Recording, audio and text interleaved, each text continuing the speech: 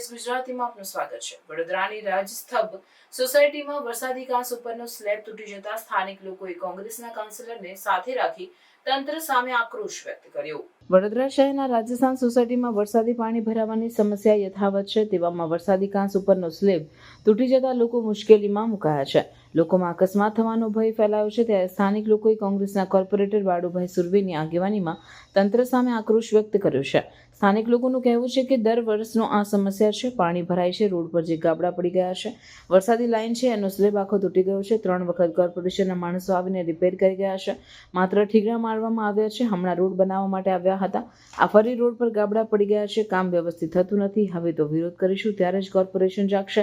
નાના છોકરાઓ અહીંયા રમે છે, વાહન ચાલકો અહીંથી પસાર થાય છે, આ મોટા ગાબડાની અંદર કોઈ પડી જશે અને જાનહાનિ થશે તો એનો જવાબદાર કોણ?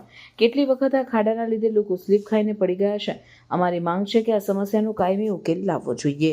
આ રાજસ્થાન સોસાયટી છે। રાજસ્થાન સોસાયટીમાં છેલ્લો SRP પાસેની લાઈન છે। એ લાઈનમાં આ વર્ષોથી વરસાદી કાંસના ગાબડા પડતા જ રહે છે અને ઠીંગરા વાગતા રહે છે, છતાં એ સ્લેબ આખો ગત વર્ષે પણ કરવાનો તો થયો નથી। આ વર્ષે પણ એ બધા ગાબડા પડે છે અને મોસમ વરસાદનો આવી ગયો છે। વરસાદ ક્યારે પણ કેટલા 3 દિવસમાં મુસળધાર ફરે તો કોઈ જાનહાનિ થવાની અહીંયા પૂરેપૂરી શક્યતાઓ છે।